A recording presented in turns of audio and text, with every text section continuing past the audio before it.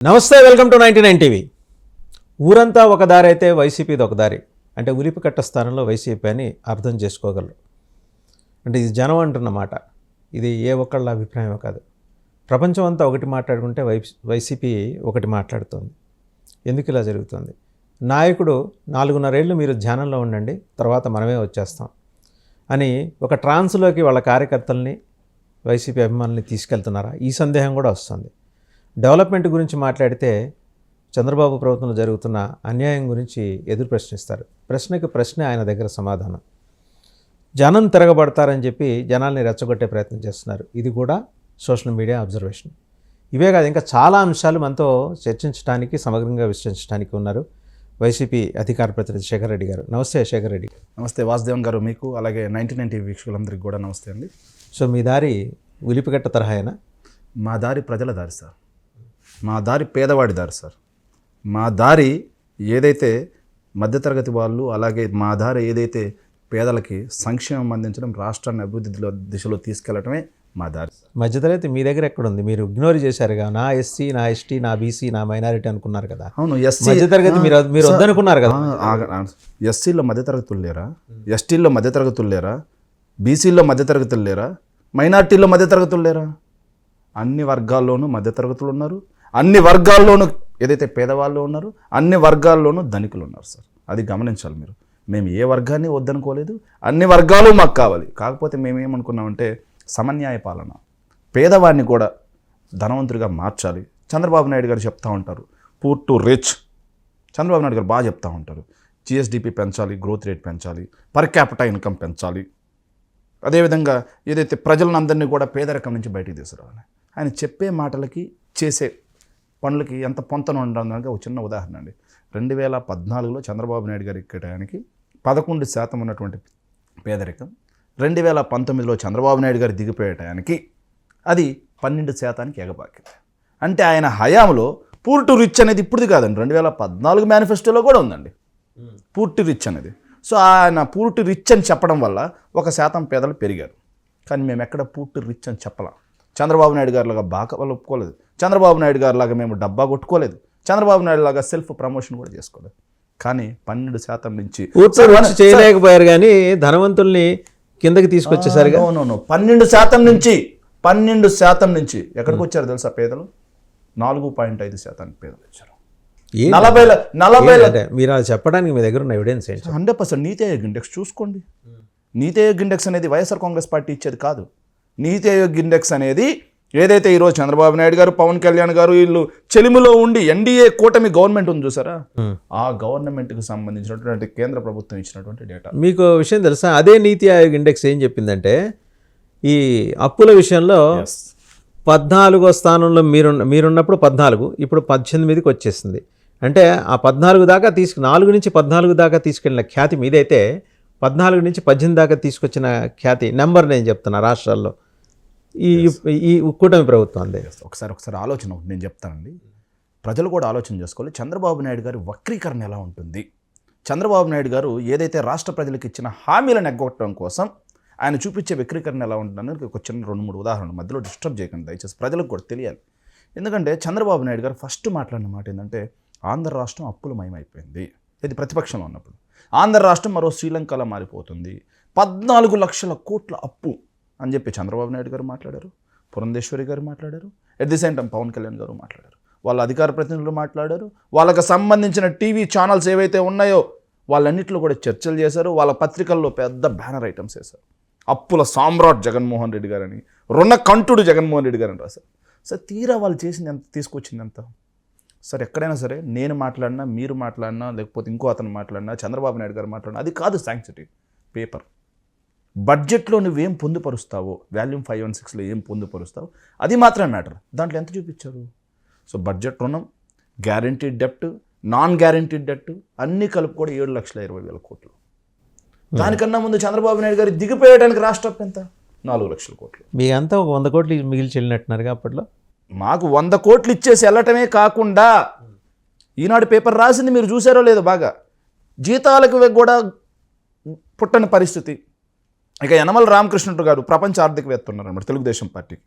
ఆ ప్రపంచ ఆర్థికవేత్త గారు మాట్లాడిన మాట ఏంటంటే అందిన కాడికి అప్పులు తీసుకొచ్చేసాం, దొరికిన కాడల్లా మేమే తీసుకొచ్చాం, జగన్ ప్రభుత్వానికి అప్పులు దొరికే పరిస్థితి కూడా లేదు అని చెప్పారు. మేము 30వ తారీఖు ప్రమాణ స్వీకారం చేశాం. జూన్ 1వ తారీఖు నుంచి జగన్మోహన్ రెడ్డి గారు జీతాలు ఇవ్వడం మొదలెట్టాడు. అదేవిధంగా ఏడాది తిరిగే లోపల అమ్మఒడి ఇచ్చేసాం, ఏడాది తిరిగే లోపల రైతు భరోసా ఇచ్చేసాం, ఏడాది తిరిగే లోపల సచివాలయ వ్యవస్థ, వాలంటీర్ వ్యవస్థ, సచివాలయాల్లో 126,000 మంది ఉద్యోగులు ఏడాది తిరిగే లోపలే సార్ నేతన్న నేస్తం ఇచ్చాం, మత్స్యకార భరోసా ఇచ్చాం. ఇవన్నీ ఏడాదిలో చేశాం. ఏడాది 100 కోట్లు పెట్టిపోతారు. కానీ ఈరోజు పరిస్థితి ఏంటి? ఇంకా కూడా మాట్లాడారు సార్. అప్పుల వృద్ధిలో కూడా సార్ చంద్రబాబు నాయుడు గారి హయాంలో కాంపౌండెడ్ యాన్యువల్ గ్రోత్ రేట్ 23% ఉంటే మేము 15%కి తగ్గించాము. కాదంటారా? ఇవన్నీ కూడా కాగ్ లెక్కలు. ఇవన్నీ కూడా ఏదైతే మన జగన్మోహన్ రెడ్డి గారు ప్రెస్ మీట్ పెట్టి సో లెక్కలతో సహా ఇలా ప్రజెంటేషన్ వేసి చూపిస్తే దాని గురించి మాట్లాడడానికి తెలుగుదేశం పార్టీలో ఏ ఒక్కడికి దమ్ము లేదు. దమ్ము లేకపోగా జగన్మోహన్ రెడ్డి గారి మీద అసందర్భ ప్రేలాపనలు, పచ్చి అబద్ధాలు, పచ్చి నిందలు. మొన్న మీరు హెల్త్ ఇండెక్స్కి కూడా సంబంధించి అది ఎలా జరిగిందంటే అండి, సో ఏదైనా కాగ్ రిపోర్ట్ ఇచ్చింది, కాగ్ రిపోర్ట్ కాక నీతి ఆయోగ్ అనే దానికి సోర్స్ అని చెప్పి రాస్తారు సార్. ఇప్పుడు ఏదైనా ఒక ఇండెక్స్ ఇవ్వాలంటే ఎక్కడి నుంచి డేటా తీసుకున్నారని సోర్స్ ఉంటుంది. కాగ్లో ఏమని సోర్స్ ఇచ్చిందంటే 2023 కాగ్ రిపోర్ట్ సోర్స్ అని చెప్పి నీతి ఆయోగ్ వాళ్ళు ఇచ్చారండి. 2023 కాగ్ రిపోర్ట్ సోర్స్ అనేది కాగ్ అనేది ఎప్పుడు చేస్తారు? 21-22 ఆర్థిక సంవత్సరానికి సంబంధించి 23లో కాగ్ ఆడిట్ ఒక ఏడాది తర్వాత. సో 21-22లో రాష్ట్ర ప్రభుత్వంలో కోవిడ్ ఉందా లేదా, దేశవ్యాప్తంగా కోవిడ్ ఉందా లేదా, కోవిడ్ సమయంలో జరిగినటువంటి దాన్ని చూపించి రాష్ట్రం దివాలా తీసింది అంటున్నాడు. కానీ 5 సంవత్సరాలకు కంపేర్ చేసుకోవయ్యా అంటే చంద్రబాబు నాయుడు గారి టైంలో ఎస్ఓటీలు 50,000 కోట్లు ఉంటే మేము 94,000 కోట్లు రాష్ట్ర ఆదాయం పెంచాం. చంద్రబాబు నాయుడు గారి హయాం కంటే కూడా 4 లక్షల కోట్ల రూపాయలు జీఎస్డీపీ వృద్ధి చేశాం. చంద్రబాబు నాయుడు గారి ప్రభుత్వ హయాం కంటే కూడా చంద్రబాబు నాయుడు గారి ప్రభుత్వం దిగిపోయడానికి ఏదైతే 150,000 కోట్ల రూపాయలు 150,000 రూపాయలు ఉన్నటువంటి పర్ క్యాపిటల్ ఇన్కమ్ని 2,45,000కి తీసుకెళ్ళాం. సో 90,000 రూపాయలు పర్ క్యాపిటల్ ఇన్కమ్ పెంచాం మేము. సో ఇవన్నీ చూపించరు. ఆ 5 ఇయర్స్, ఈ 5 ఇయర్స్ చూసుకోండియా. చంద్రబాబు నాయుడు నువ్వు 32,800 కోట్ల రూపాయలకి మాత్రమే నువ్వు ఇండస్ట్రీస్ తీసుకొచ్చావా, కానీ మేము తీసుకొచ్చింది ఎన్నయ్యా 1,00,000 కోట్లకు పైచిలు. ఎన్ని గ్రౌండ్ అయినాయండి సార్? నేను చెప్పేది గ్రౌండ్ అయినాయా సార్ 1,00,000 కోట్లకు పైచిలు. ఎందుకు మరి జనం నమ్మట్లే మిమ్మల్ని? జనం నమ్మట్లేదు అని కాదు సార్, కాకపోతే ఇక్కడ ఏం జరిగిందంటే వీళ్ళకున్నటువంటి మీడియా బలం, వీళ్ళకున్నటువంటి పెయిడ్ సోషల్ మీడియా, వీళ్ళకున్నటువంటి యూట్యూబ్ ఛానల్స్ పెయిడ్ డబ్బుతోటి రాష్ట్ర ప్రజల మెదడులోకి ఇంజెక్ట్ చేశారు. జగన్మోహన్ రెడ్డి గారు ఉద్యోగాలు ఇవ్వలేదు. మరి చంద్రబాబు నువ్వు ఇచ్చిన ఉద్యోగాలు ఎన్ని? 34,700 ఉద్యోగాలు ఇచ్చా 5 సంవత్సరాల నుండి గవర్నమెంట్ ఉద్యోగాలు. ఆ డబ్బు మీ దగ్గర కూడా ఉంది కదా?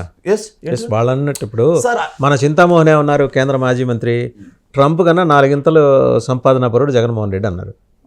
ఆ డబ్బు మీ దగ్గర కూడా ఉంది కదా? చింతామోహన్ మాటలను కూడా మీరు సాంక్టిగా తీసుకుంటున్నారా సార్? చింతామోహన్ మొన్న ఇంకో మాట కూడా అన్నాడు సార్, తెలుసా మీకు? తిరుపతిలో తొక్కిసలాట జరిగినప్పుడు ఏమన్నారు విన్నారా? అలాంటి చింతామోహన్ గురించి కళ్ళు తిరిగి పడిపోయారంట సార్. అంత నీట్గా తొక్కిసలాట జరిగితే కళ్ళు తిరిగి పడిపోయారు, సొమ్మసిల్లి పరిగిపోయారని మాట్లాడే చింతామోహన్ కూడా మేము మీరు సోషల్ మీడియా వాళ్ళు చేస్తున్నారు, వాళ్ళు మీరు చేస్తున్నారంటున్నారు. మీ ఇద్దరిలో ఎవరండి బాగా బలవంతులు సోషల్ మీడియా? సార్ ఒకటి గుర్తుపెట్టుకోండి, అది పెయిడ్, డబ్బు కోసం పనిచేసే సోషల్ మీడియా అది. వాళ్ళు అంటున్నట్టుగా ఇక్కడ పెయిడ్ కాదు, ఇక్కడ కేవలం జగన్మోహన్ రెడ్డి గారి ఎమోషన్ కోసం పనిచేసే. ఇప్పుడు లైలా సినిమా బాయ్కాట్ చేయాలని 1,25,000 ట్వీట్లు చేసిన వాళ్ళందరూ పెయిడా నాన్ పెయిడా? ఇక్కడ పెయిడ్ అని ఎవరినన్నా నిరూపించండి చాలు. వైఎస్ఆర్ కాంగ్రెస్ పార్టీలో నీకు ఓపెన్గా మీకు ఒక challenge విసురుతున్నాను sir.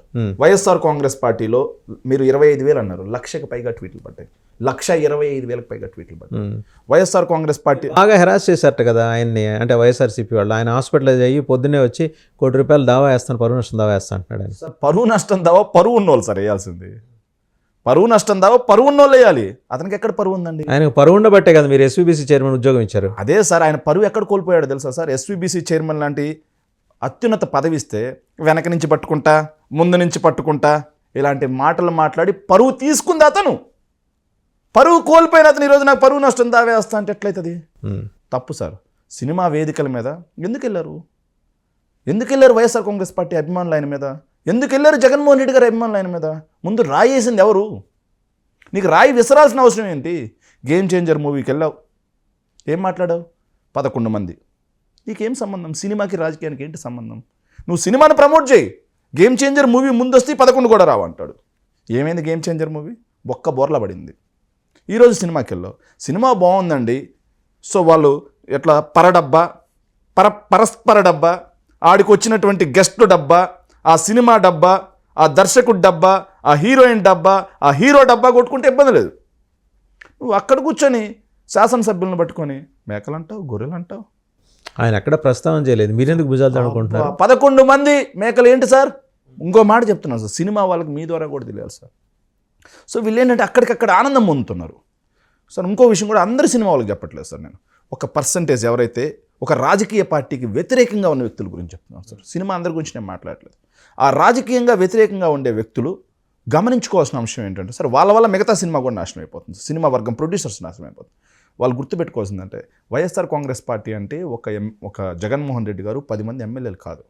YSR Congress party అంటే జగన్మోహన్ రెడ్డి గారి వెంట నడిచినటువంటి 1,40,00,000 మంది ఓటర్లు. ఈ 1,40,00,000 మంది ఓటర్లను మీరు ఎందుకు శత్రువులుగా మార్చుకుంటున్నారు? మీది ఒక బిజినెస్. సినిమా అంటే ఒక బిజినెస్. మీరు డబ్బు పెడుతున్నారు, సినిమా తీస్తున్నారు, ప్రేక్షకుడు చూస్తేనే మీకు డబ్బు వస్తుంది. అసలే ఇండస్ట్రీలో మాకు 10 to 20% కూడా సక్సెస్ రేట్ లేదని వాళ్ళే బాధపడుతున్నారు.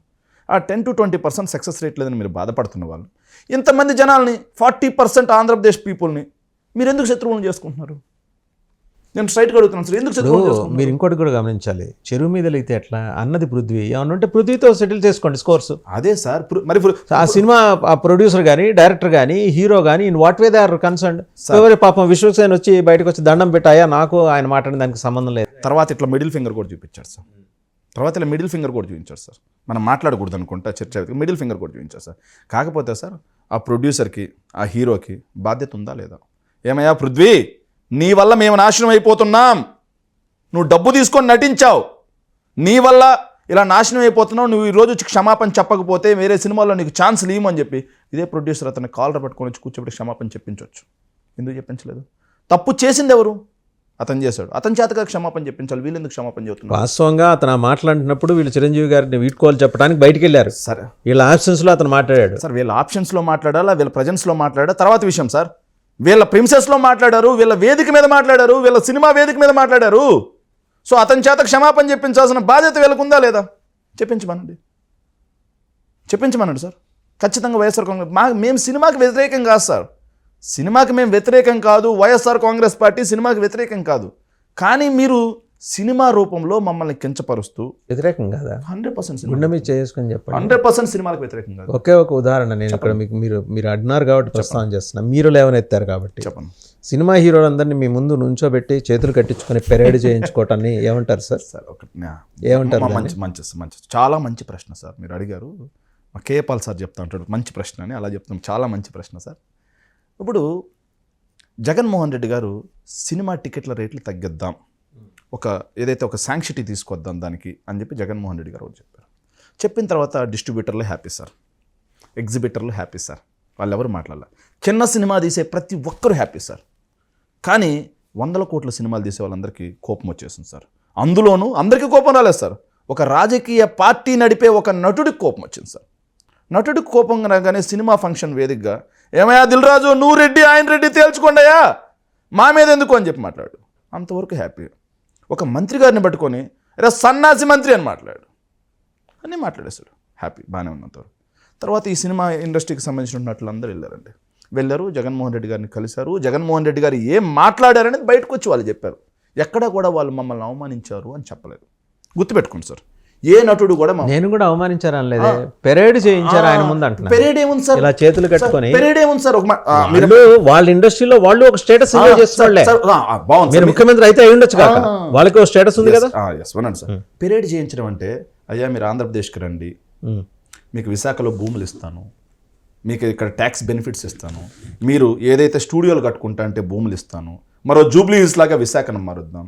విశాఖ అందాలు ఉన్నాయి, కోనసీమ అందాలు ఉన్నాయి, అరకు అందాలు ఉన్నాయి, లంబసింగి అందాలు ఉన్నాయి, అదేవిధంగా తిరుపతి పక్కన ఏదైతే కోనసీమ అందాలు ఉన్నాయి. మీరు సినిమాలు తీసుకోండి, నేను ట్యాక్స్ లేకుండా చేస్తాను. ఆంధ్రప్రదేశ్ పెద్ద మార్కెట్, తెలంగాణతో పోలిస్తే ఆంధ్రప్రదేశ్ చాలా పెద్ద మార్కెట్లు, థియేటర్లు పెద్దవి. సో ఇక్కడ కూడా మీరు డెవలప్ చేయండి అని చెప్పి జగన్మోహన్ రెడ్డి గారు చెప్పరే. అంత మీ చేత పెరేడ్ చేయించేవాడైతే పెద్దన్న పాత్రలాగా ఫీల్ అవుతున్నటువంటి చిరంజీవి గారిని ఇంటికి పిలిపించి భోజనం పెట్టి, రాగి సంగటి విత్ నాటుకోడి పులుసు పెట్టి, శాలువా గప్పి, బొకే ఇచ్చి, బయట దాకా కారు దాకా వచ్చి సాగనంపరే. ఆ రోజు మీకు బాధేసిందే. అసెంబ్లీ సాక్షిగా సినిమా వాళ్ళని బండబూతులు తిడితే ఇటు సైడ్ రేవంత్ రెడ్డి గారు అసెంబ్లీ సాక్షిగా తిట్టి వీళ్ళందరినీ అక్కడికి పిలిపించి పెరేడ్ కవాత్ ఇట్లా నించోండి సార్ మురళీమోహన్ గారు సార్ మురళీమోహన్ గారు సార్ అది కవాతు కాదా? తేలు కుట్టిన దొంగల్లా కిక్కురు మనకుండా ఇక్కడ ఎందుకు కూర్చున్నారు సార్? జగన్మోహన్ రెడ్డి గారి మీద మాట్లాడినట్టు రేవంత్ రెడ్డి గారి మీద మాట్లాడమనండి. దమ్ముంటే ఏదైతే తెలుగు ఫిల్మ్ ఇండస్ట్రీలో ఆ రోజు జగన్మోహన్ రెడ్డి గారి మీద అవాకులు చవాకులు పేలినటువంటి మురళీమోహన్ గారినైనా, పవన్ కళ్యాణ్ గారినైనా, మెగా ఫ్యామిలీలో ఎవరినైనా, అదేవిధంగా జబర్దస్త్ నటులు ఉన్నారు సార్ పుట్టపడ్డోళ్ళు, వాళ్ళనైనా ఈరోజు రేవంత్ రెడ్డి గారి గురించి మాట్లాడమను. ఒక్కొక్కడి తోలు తీసి చేతిలో పెడతాడు రేవంత్ రెడ్డి గారు, ఒక్కొక్కడి తోలు తీసి. జగన్మోహన్ రెడ్డి గారు మీకు కూడా తోలు తీసి చేతిలో పెట్టాలని ఇంటెన్షన్ ఉండేదా? ఆ ఇంటెన్షనే ఉండుంటే సినిమా నటుల్ని మేము ఇబ్బంది పెట్టాలి అని ఉండుంటే సో ఈ జబర్దస్త్ నటులు వైఎస్ఆర్ కాంగ్రెస్ పార్టీ మీద స్కిట్లు వేసి ఆంధ్రప్రదేశ్లోకి వచ్చి వాళ్ళు ప్రోగ్రామ్స్ చేసుకునే వాళ్ళు కాదు. జగన్మోహన్ రెడ్డి గారిని ముఖ్యమంత్రిగా ఉన్నప్పుడు కించపరిచి అక్కడ ప్రోగ్రామ్స్ చేసుకునే సత్తా ఉండేది కాదు. వీళ్ళు ఎంత నీచానికంటే సార్, కొంతమంది గురించి మాట్లాడుతున్న సినిమా వాళ్ళు, నాకు సినిమా వాళ్ళ మీద ఒకానొక సమయంలో అసహ్యం కలిగింది సార్. పర్సనల్గా వ్యక్తిగతంగా చెప్తున్నాను సార్. ఏ విషయంలో అసహ్యం కలిగిందని నేను చెప్తాను సార్.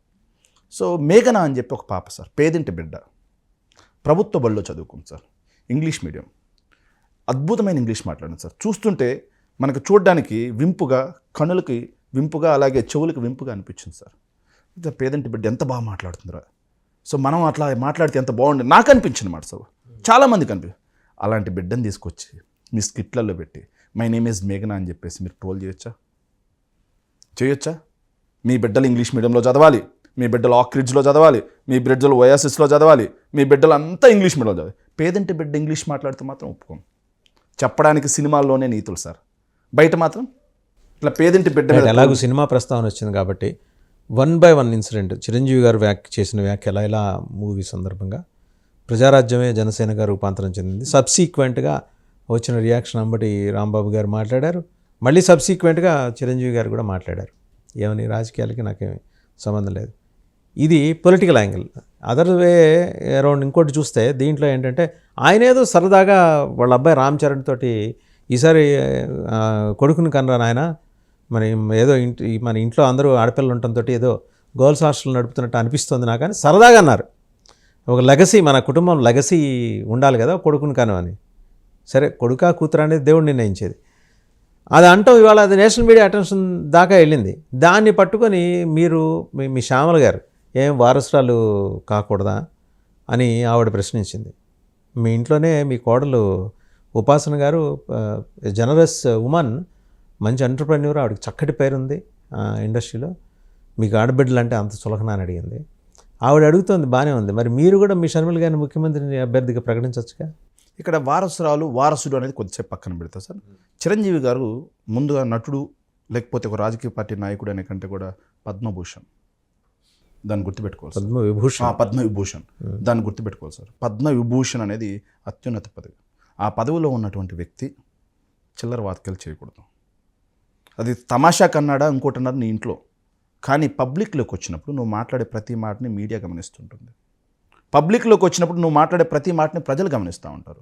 సో ఇలాంటి పరిస్థితుల్లో నువ్వు చిల్లర వ్యాఖ్యలు చేస్తే ఖచ్చితంగా మీడియా అనేది చూపిస్తుంది. నేషనల్ మీడియా ఏకిపారేసింది. ఇక్కడ మీరు అన్నారు ఒక మాట, ఏదైతే మీ ఇంట్లో కూడా వారసురాలు ఉంది కదా, ఆవిని ముఖ్యమంత్రి చేయొచ్చు కదా అనేసి. ఎస్, మా ఇంట్లో వారసురాలు ఉంది, మేము చెప్తున్నాం. వారసత్వం అనేది వారసుడు వారసురాలు పక్కన పెట్టండి. వారసత్వం అనేది ఎక్కడుంది తెలుసా అండి మీకు? ఓపెన్గా చెప్పేస్తున్నాను. ఏదైతే వారసత్వం అనేది పూర్తిగా అర్హతను బట్టి నిర్ణయించబడుతుంది. జగన్మోహన్ రెడ్డి గారు తన అర్హతని ప్రూవ్ చేసుకున్నారు. అంటే మీ దగ్గరికి వచ్చేప్పుడు అర్హత, వాళ్ళ దగ్గరకు వచ్చేప్పటికి ఏంటంటే అర్హత కాకుండా పోతుంది. అవును సార్, మేమేమన్నా వాళ్ళని in what way she is inferior అండి ఎవరు? షర్మిల గారు ఇన్ఫీరియర్ ఏం లేదు సార్. అన్న మీరు అంటారు కదా మా జగనన్న పాదయాత్ర, మీ జగనన్న పాదయాత్రకు ముందు ఆవిడ ప్రియాంబుల్ రాసింది, ఆవిడ పాదయాత్ర చేయండి సార్, తప్పే ఉంది. ఇప్పుడు ఆవిడ ముఖ్యమంత్రి ప్రూవ్ చేసుకోమనండి. ఆల్రెడీ ప్రూవ్ అంటున్నారు కదా. ఇప్పుడు పిసిసి అధ్యక్షురాలుగా తీసుకున్నారు. కాంగ్రెస్ పార్టీ రాజకీయ ఏదైతే రాజశేఖర రెడ్డి గారు రాజకీయ వారసురాలుగా ఆమెను తీసుకొచ్చారు. ప్రూవ్ చేసుకోమనండి. ఆవిడలో నిజంగా రాజశేఖర రెడ్డి గారి క్వాలిటీస్ ఉంటే, రాజశేఖర రెడ్డి గారి వారసత్వం క్వాలిటీస్ ఉంటే ప్రూవ్ చేసుకోమనండి సార్. ఎవరు వద్దన్నారు?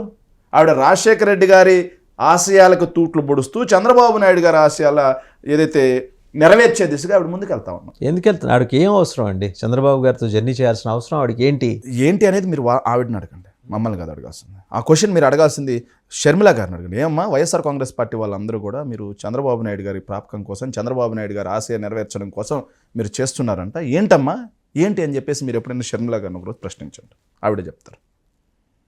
ఖచ్చితంగా నేను అనేది ఏంటంటే, ఓకే ఆవిడని ప్రశ్నించండి అని మీరు చెప్పడంలో దాన్ని నేను తప్పట్ను. బట్ మీకు కూడా బాధ్యత ఉంది. మీ ఇంటి ఆడబిడ్డ బయటకు వచ్చి మీ మీదే భారీ స్థాయిలో మరి ఆరోపణలు చేస్తూ విమర్శనాస్త్రాలు సంధిస్తున్నప్పుడు మీకు కూడా బాధ్యత ఉంటుందిగా, సమానం చెప్పాలి. ఆల్రెడీ చెప్పాం కదండి సమాధానం, ఇంకెన్నిసార్లు చెప్తాం, ఎన్నిసార్లు సమాధానం చెప్తాం? ఆవిడకి సమాధానం చెప్పాల్సిన అవసరం లేకపోయినా సరే వైఎస్ఆర్ కాంగ్రెస్ పార్టీ నుంచి సమాధానం చెప్పాం. ఆవిడ పచ్చి అబద్ధాలు మాట్లాడుతున్నా భరించాం. ఆవిడ జగన్మోహన్ రెడ్డి గారి మీద నిందారోపణలు, ఎట్లా అంటే హేయమైన నిందారోపణలు చేస్తున్నా సరే భరించాం. జగన్మోహన్ రెడ్డి గారి శ్రీమతి మీద నిందారోపణలు చేసినా భరించాం సార్. కానీ సమాధానం చెప్పాల్సిన చోట చెప్పాం. ఏదైతే విధానపరమైనటువంటి ఏదైతే ఆవిడ సంధించిన ప్రశ్నలకు మేము సమాధానం చెప్పాం. సో దారుణం ఏంటంటే మాకు భలే నవ్వు వచ్చింది సార్. ఆవిడ మాట్లాడే మాటలు వాళ్ళ ఇంట్లో సమస్యను కాస్త రాష్ట్ర సమస్యగా మార్చాలి, ఆవిడ ఈగోని కాస్త రాష్ట్ర ఈగోగా మార్చాలని ఆవిడ దూకుడుతనం. తెలుగులో ఒక సేయింగ్ ఉంది, ప్రపంచం బాధ శ్రీశ్రీది అయితే కృష్ణశాస్త్రి బాధ ప్రపంచం అన్నట్టు. అలాగే ఇప్పుడు ఆవిడ బాధ ప్రపంచం అయిపోయింది.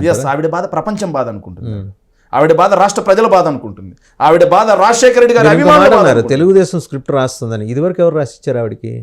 మీ పార్టీలో ఉన్నప్పుడు మీరు రాసిచ్చారా సార్? ఆవిడకి మేము మా పార్టీలో ఉన్నప్పుడు స్క్రిప్ట్ విషయం కాదు సార్, మా పార్టీ విధానాల ప్రకారం ఆవిడ పనిచేసింది. ఈరోజు ఆవిడ పీసీసీ అధ్యక్షురాలుగా ఉండి కూడా తెలుగుదేశం పార్టీ మైక్ పీస్ అవసరమే ఉందండి. పీసీసీ ఇప్పుడు కాంగ్రెస్ పార్టీ అధికారంలో లేకపోయి ఉండొచ్చు కాక 175 ఏళ్ల పార్టీ వాళ్ళకి మాట్లాడటానికి వాళ్ళకి మా బాధ కూడా అదే సార్. 175 సంవత్సరాల కాంగ్రెస్ పార్టీ ఆంధ్రప్రదేశ్ లో టీడీపీ పార్టీకి బి టీమ్ గా మారిపోయింది, టీడీపీ పార్టీకి మైక్ పీస్ గా మారిపోయింది. అదే మా బాధ కూడా సార్. కాంగ్రెస్ పార్టీ విధానాల ప్రకారం ఉండుంటే ఈ పరిస్థితి మేము ఎందుకు అడుగుతాం? ఇంకొకటి అండి, అంటే చాలామంది ప్రజలకు సందేహం ఉంది, మీరు కొంచెం పార్టీలో బాగా లోతుగా అధ్యయనం చేస్తారు, పార్టీ అంశాల పట్ల కీలకమైన అవగాహన ఉన్న వ్యక్తిగా నాకు కూడా ఒక సందేహం ఉంది. ఇప్పుడు ఋషికొండ ప్యాలెస్ జగన్మోహన్ రెడ్డి గారి పేరున రిజిస్టర్ అయిందా లేదా ఇంతకీ?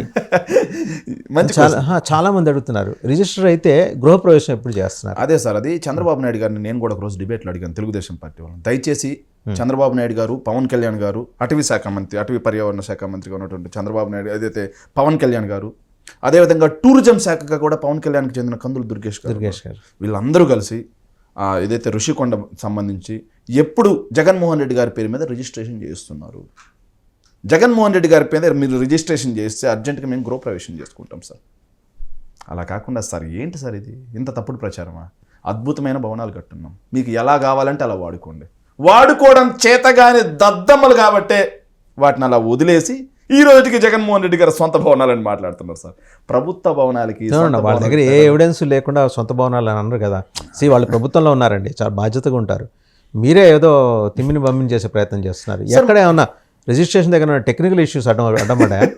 అదే ఐఎమ్ వెరీ సీరియస్ సార్. మేము సీరియస్గా అడుగుతున్నాం సార్. అర్జెంటుగా మీరు తెలుగుదేశం పార్టీ వాళ్ళు, అలాగే జనసేన పార్టీ వాళ్ళు మీ చర్చా కార్యక్రమాలకు కూడా వస్తారు కాబట్టి మీ ద్వారా నేను వాళ్ళని విజ్ఞప్తి చేస్తున్నాను సార్. మీరు ఎప్పుడు చేయిస్తున్నారు? మీరే దగ్గరుండి ప్లీజ్ వాళ్ళతో ఎలాగోలా మాట్లాడి ఆ టెక్నికల్ అంశాలు ఏదన్నా ఉంటే మాట్లాడుకొని అర్జెంటుగా ఋషికొండ ప్యాలెస్ని జగన్మోహన్ రెడ్డి గారి పేరు మీద మీరు రాసిస్తే మేము గృహప్రవేశం పెట్టుకుంటాం సార్.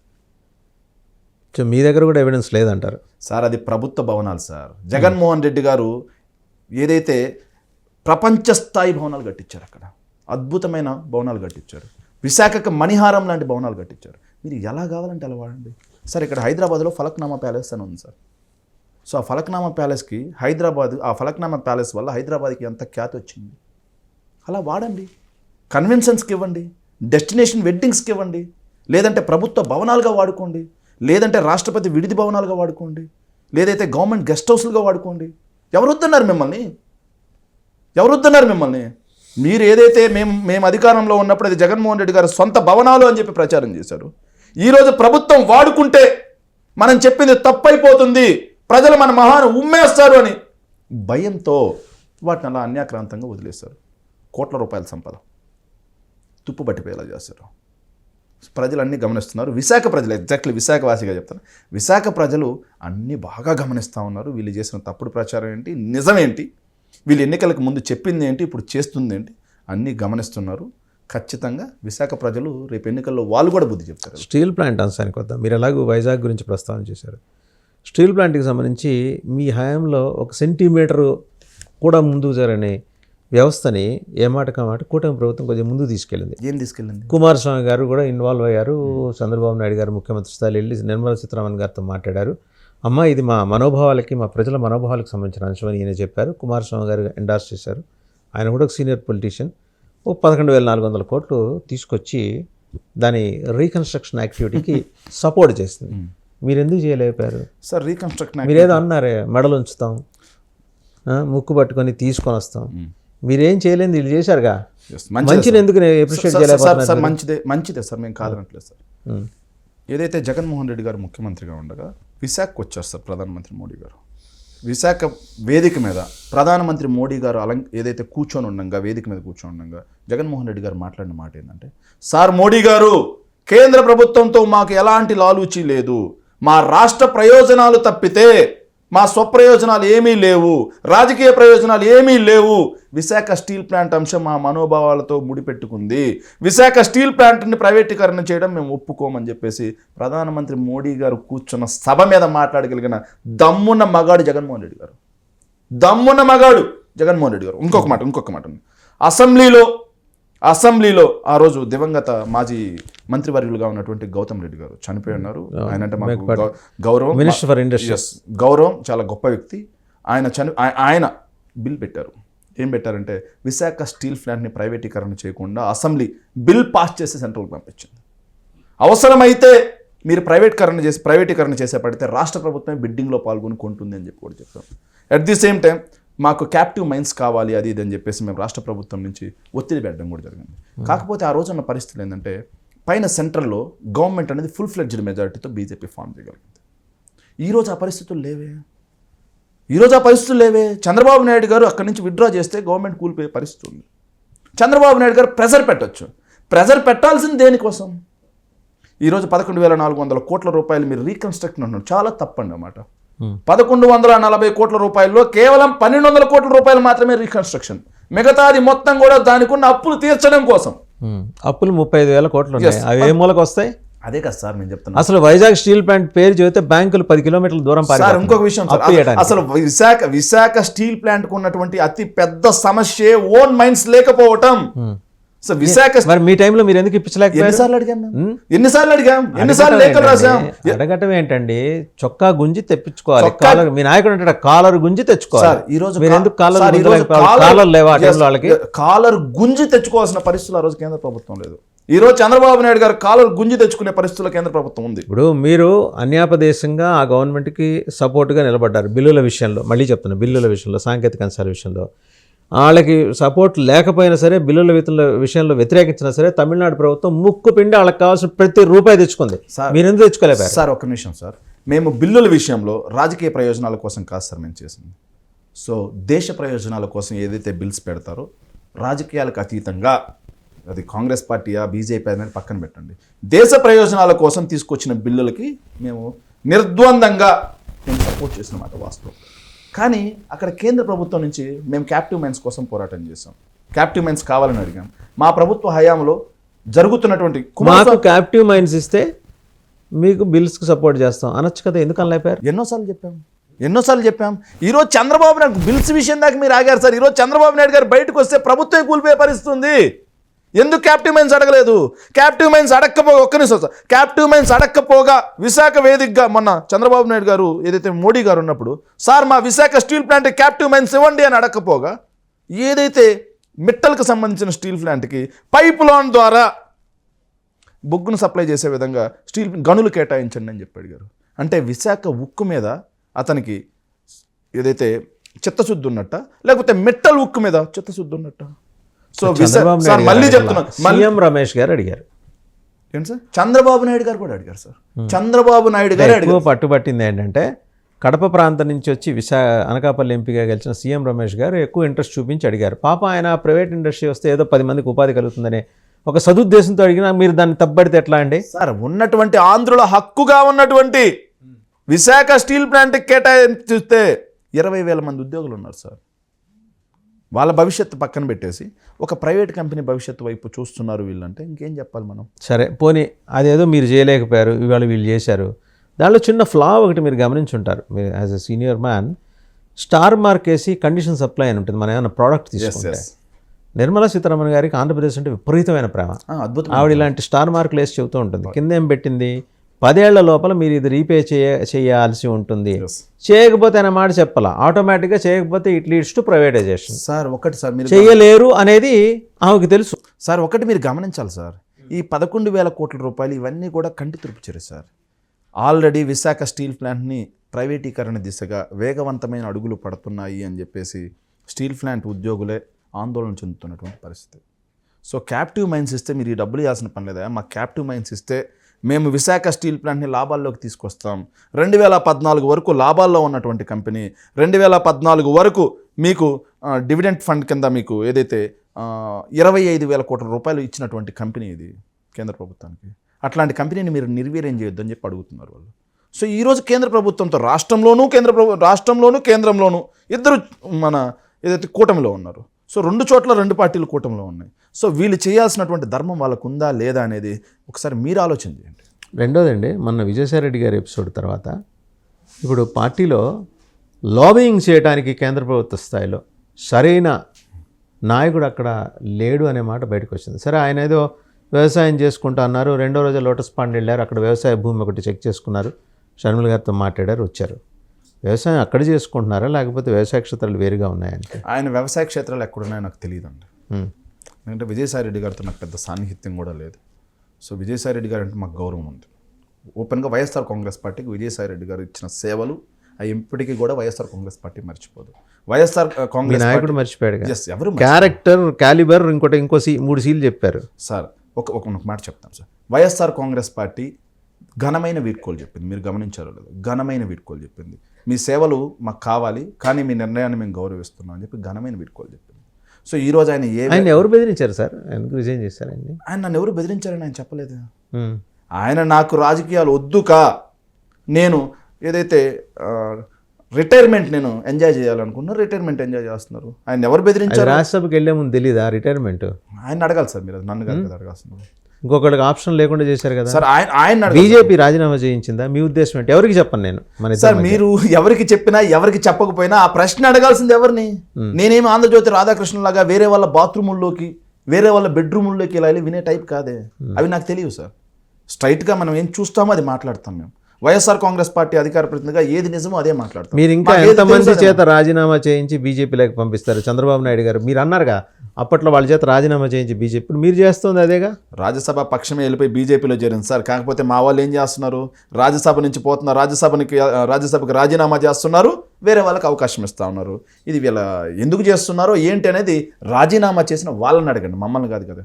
మీతో లాంగ్ అసోసియేషన్, మీ పార్టీలో ఆల్మోస్ట్ నెంబర్ 2 స్టేటస్, అటు కేసుల్లో కానీ లేకపోతే ఇటు హోదాలో కానీ నెంబర్ 2 స్టేటస్ ఎంజాయ్ చేసిన విజయసాయిరెడ్డి గారు వెళ్ళిపోయినప్పుడు సర్టన్లీ మిమ్మల్ని కూడా అడుగుతారండి. వెళ్ళిపోయిన వాళ్ళని అడగమంటే ఎట్లా సార్? అదే సార్ మేము అంటున్నాం. ఇప్పుడు మేము ఆయన కావాలి అని కోరుకున్నాం, ఆయన వెళ్ళకూడదు అని కోరుకున్నాం.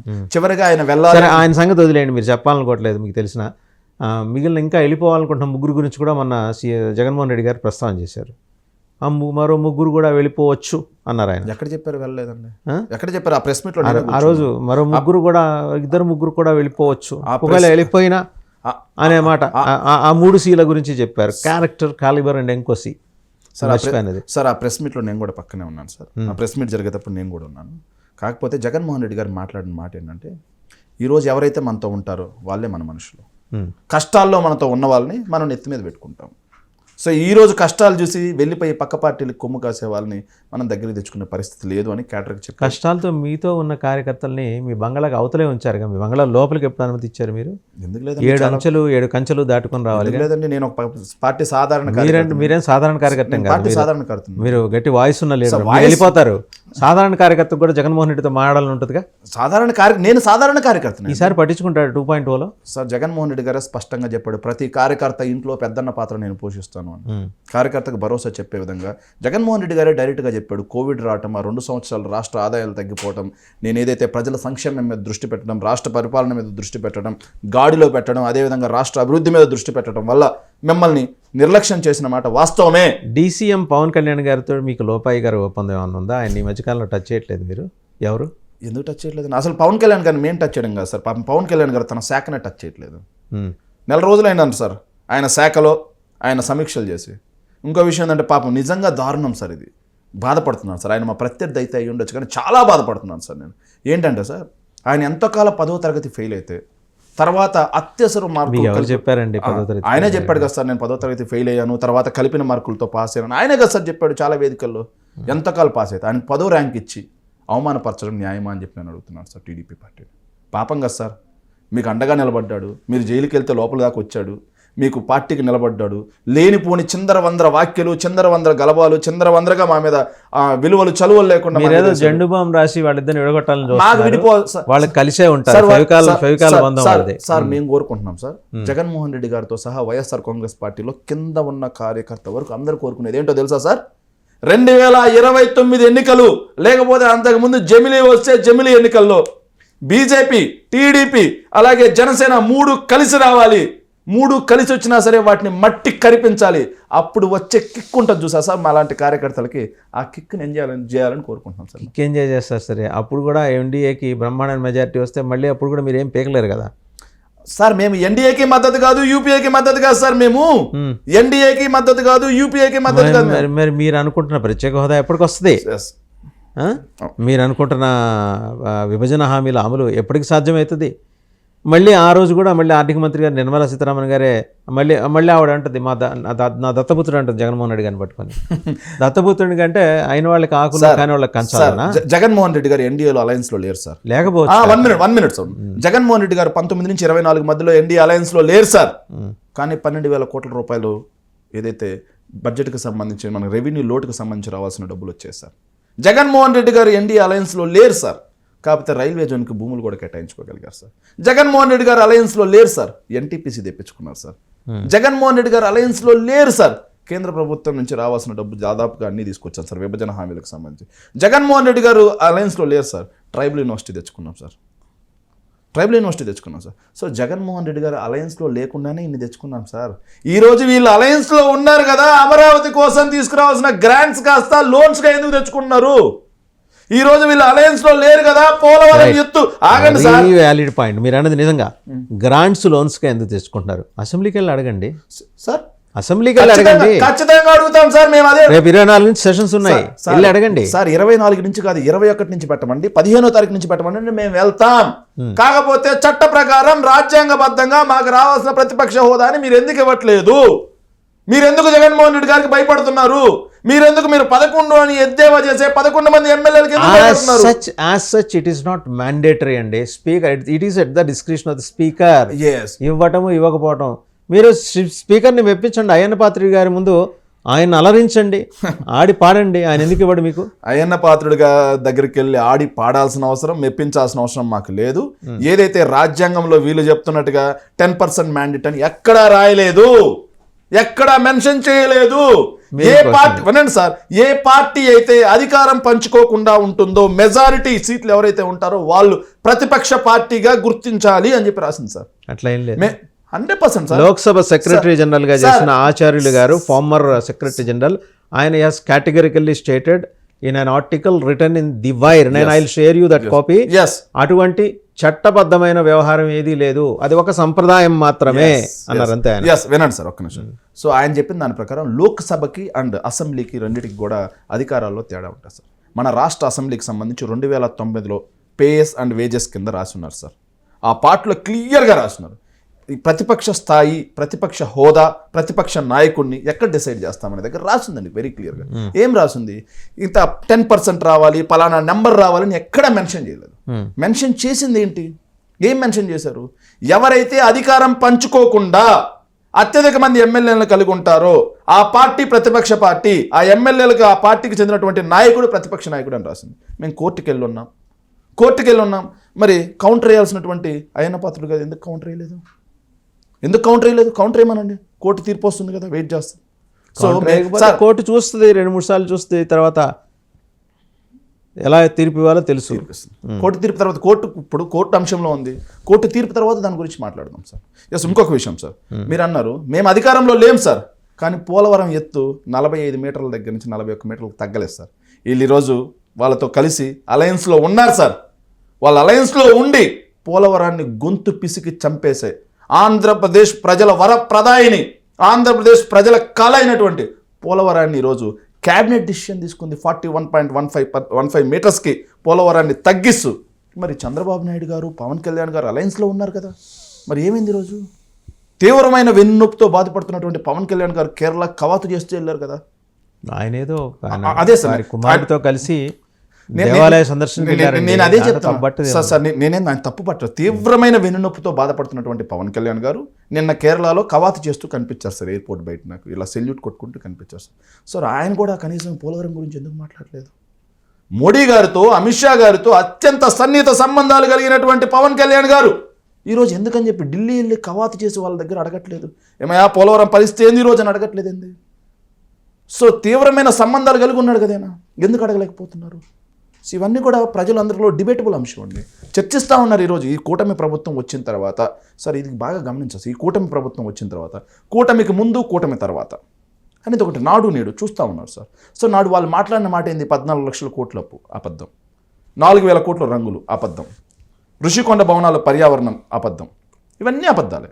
వీళ్ళు 32,000 మంది మహిళలు మిస్సింగ్, అబద్ధం. ఇవన్నీ అబద్ధాలే అని చెప్పి ప్రజలు గమనిస్తున్నారు. సో ఆడబిడ్డల జోలికి వస్తే తోలు తీస్తా, తాట తీస్తా, మోకాళ్ళ మీద కూర్చోబెడతా అని చెప్పిండు. కానీ ఏదైతే మచ్చుమర్రి బాలిక దగ్గర నుంచి మొదలు పెట్టుకుంటే నిన్న వాళ్ళ పార్టీ జనసేన రాయల్ కీచక వ్యవహారాల వరకు ఏ ఒక్క ఘటన మీద ఆయన స్పందించారు కదా. Kiran royal was asked to stay away from the party activities. Sir committee చేశారు సార్. మీరేం చేశారు? కమిటీ భుజాన్ని వేసుకుని తిరుగుతున్నారు మీ పార్టీలో. ఎవరు మా పార్టీలో ఎవరిని భుజాన్ని వేసుకుని తిరుగుతాం? చెప్పండి, డైరెక్ట్ అడిగేద్దాం. ఇప్పుడు ఏంటంటే వాళ్ళు మాట్లాడే మాటలు కాదు, మీరు అడగండి, మేము సమాధానం చెప్తాం. ఎవరిని భుజాన్ని వేసుకుని తిరుగుతాం? ఎవరిని? ఇప్పుడు హత్య కేసులు ఎదుర్కొంటున్న వాళ్ళని ఎవరు డోర్ డెలివరీ పదే వాళ్ళు ప్రస్తావన చేస్తుంటారు. ఎందుకు వెనకేసుకురావాల్సిన అవసరం ఏంటి మీకు? ఇది ప్రజలకు తెలియాలి సార్. వాళ్ళ తప్పుడు ప్రచారం ఎలా ఉంటుందంటే, అనంతబాబు గారి గురించి మీరు మాట్లాడారు.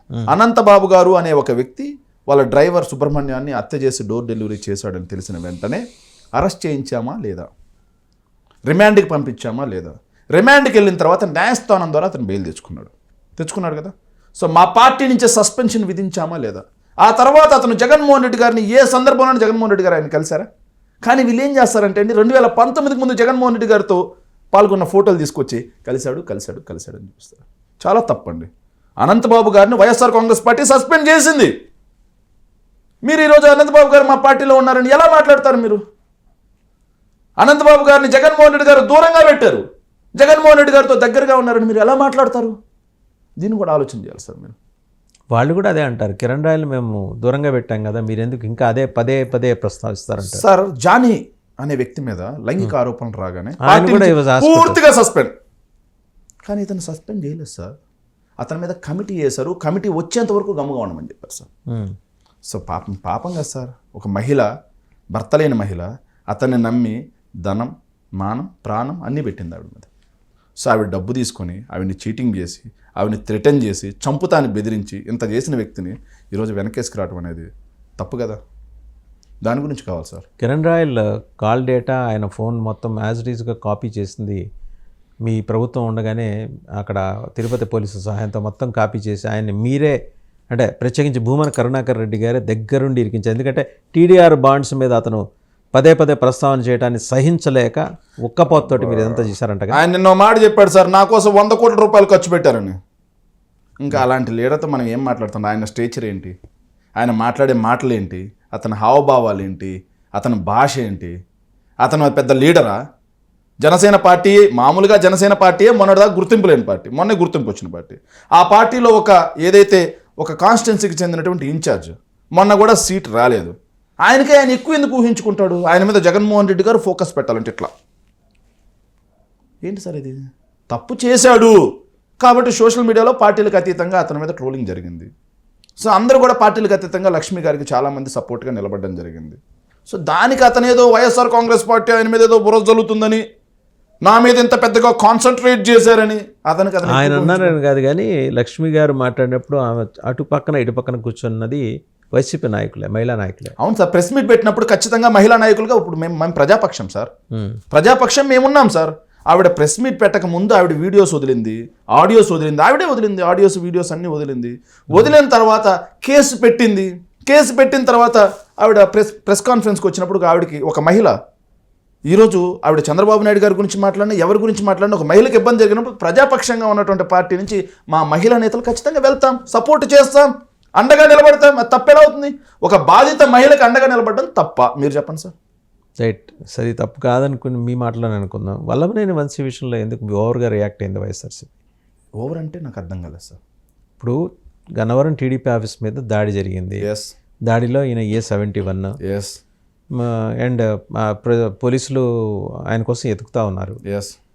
సరే, దాడికి సంబంధించి కంప్లైంట్ ఇచ్చిన సత్యవర్ధన్ అనే ఆయన్ని బెదిరించి కిడ్నాప్ చేసి ఈయన మనుషులే, వల్లభనేని వంశీ మనుషులే ఆయన కారులో ఎక్కించుకుని మేజిస్ట్రేట్ దగ్గరికి వెళ్ళి ఫిర్యాదు వెనక్కి తీసుకునేలాగా చేశారని పోలీస్ ఎస్టాబ్లిష్ చేశారు. వాస్తవంగా జరిగిందంతా ఇదే అని చెప్పేసి గన్నవరం లోకల్ పీపుల్ కూడా నమ్ముతున్నారు. అయింది, ఆ దాడి జరిగిన మాట వాస్తవం. ఇదేంటి, Telugu Desam party headquarters DGP office కోతవేడుతో అక్కడ దాడి జరిగింది. జోగి రమేష్ గారు అయితే ఏకంగా కరకట్ట నివాసంలో ఉన్న చంద్రబాబు గారి ఇంటి మీద వెళ్ళిపోయారు. ఆయన పలకరించడానికి వెళ్ళారు సార్, ప్రేమగా పలకరించడానికి.